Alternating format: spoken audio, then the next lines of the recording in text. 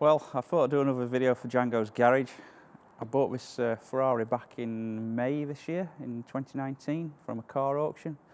Sort of sight unseen, by accident. I was there to buy a BMW E31 from 1991, and I didn't buy that. Well, I kind of bought it, but I didn't buy it at the time, and this didn't sell at the auction, so I contacted the auction house and we did a really good deal on this because they were desperate to move it on, and the dealer who put it in there just didn't deal in Ferraris. They were an Aston dealer, and I bought this car. I got it at a good price. It was a right and drive manual V12 5.5. It's, you know, what more can you say? I've always wanted one of these since Jeremy Clarkson reviewed them back in the early 90s, and I just thought, well, it's not the one I want, but it's, you know, it's got everything else. It's right and drive, it's manual, it's just not blue, and I wanted a tan interior, but it's got a black leather, but it's a really good car. I knew it needed 4 new tyres, which I've put on now. That cost about £1,000. Retail would have been about 1,500, but because I work for John Ashley Cars, we obviously got them trade, so that saved a little bit of money.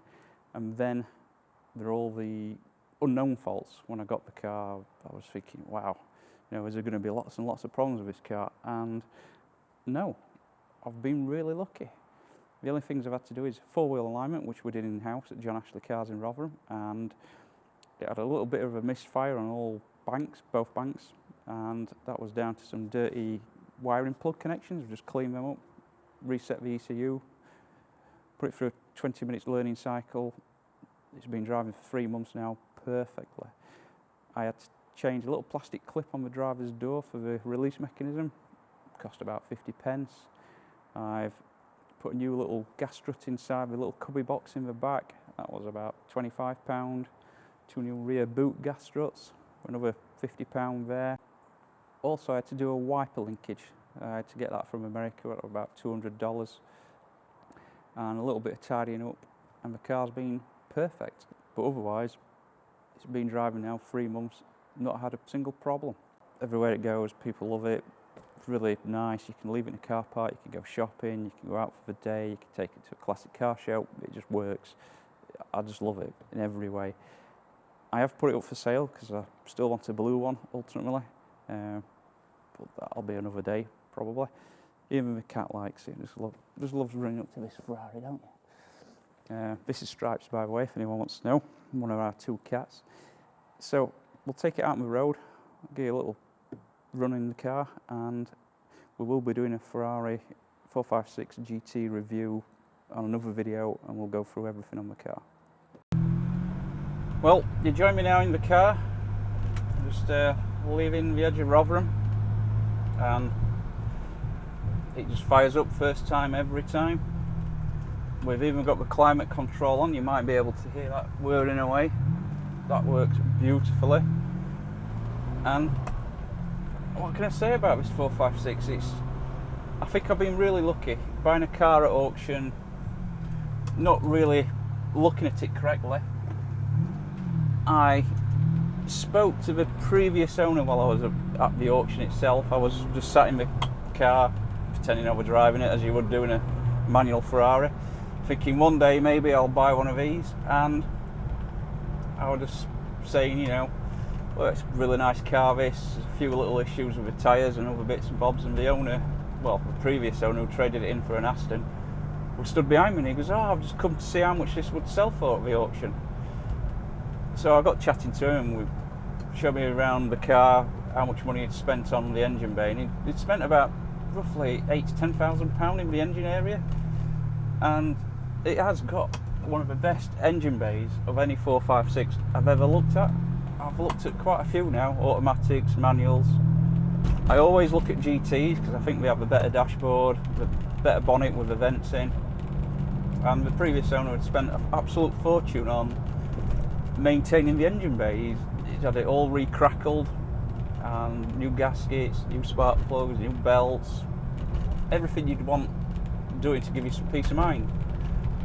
And I ruled it out. I don't know why I'm talking about this car to this guy, because I'm not going to buy it. You know, I'm there for this BMW, and we left the auction, and we had a telephone bid on the BMW, which the car was in a really bad condition, this BMW 850i, and it went online bidders only, and everyone else who'd seen the car didn't bid on it. They just assumed, you know, it was beyond sort of economic repair. So I spoke to the auction house and I said, you know, with 456 it didn't sell, you know, was there a deal to be done? And they rang me back later Saturday night and we did a deal. I was thinking, oh, what have I done here? My partner were like, oh, you're mad, you bought a Ferrari, it's going to cost you a fortune, where you're getting the money from, all them sort of things as your partners do. But, you know, we got it back, and them few little faults we talked about earlier, it's beautiful. I just love this gearbox. It is absolutely beautiful. You're just clicking it through the gears. I drove a few gated shifts over my years of working on classic cars and other Ferraris and stuff, but this 456, absolutely, the gearbox is absolutely sublime. It's really, really nice. It just clicks through, it flows. All you have to do is warm it up for a couple of miles so you can use second gear. It's typical on these early Ferrari gearboxes. The handling is absolutely really, really nice. After we've done the four-wheel alignment, all the suspension modes work. It's even got the CD 10 disc multi-changer in the boot, that works lovely. Even the windows are sealed, which is a common failure on these cars.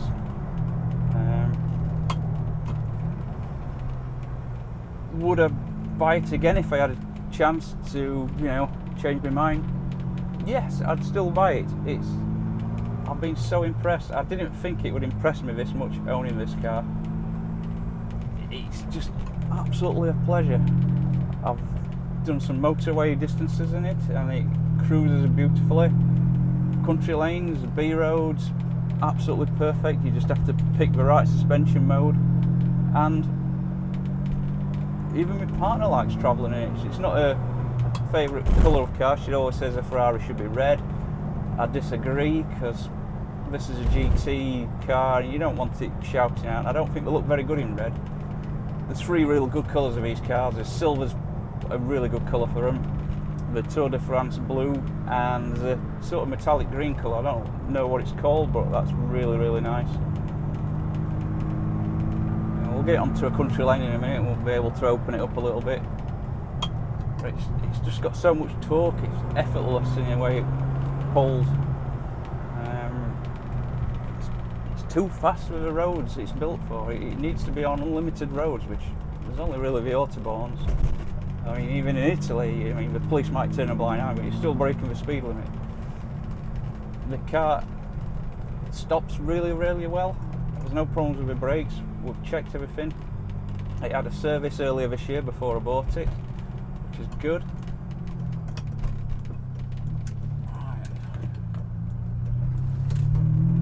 This is a nice little country lane, this one. I don't know if you'll pick up on the microphone and the noise when we'll give it some in a minute.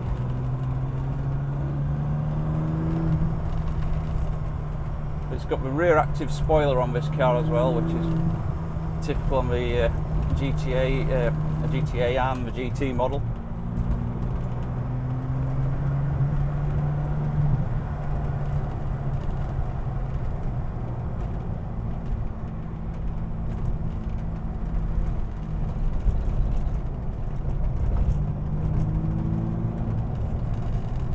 When we do the proper review of a car, we'll do a bit of a buyer's guide and a review all put into one, just to let people know what to look for really when they're buying one of these cars.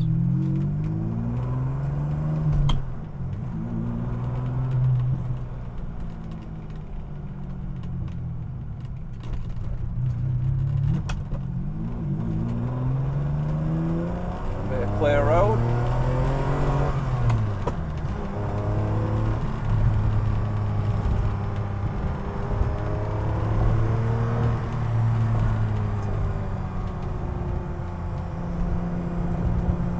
noise level is really nice on this car as well. It's not too drony. It's got an aftermarket back boxes on. The rest of the exhaust is standard.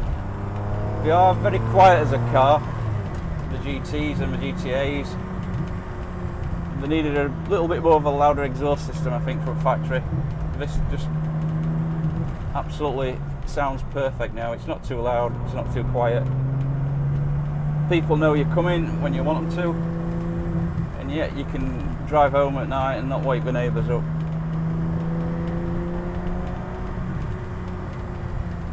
Would I recommend getting one? Yes, definitely. Out of 1,000 miles I've done, I think it's the best Ferrari you could buy at the moment for the money. And the price of them can only go up. I mean, they're so cheap. I mean, there's no Ferrari really at this level what's actually performs like this and handles like this. Probably the nearest is a 360. I find them a little bit too modern for my liking. The side view and the rear end is really nice, but the front's a little bit bland. Typical that early 2000s.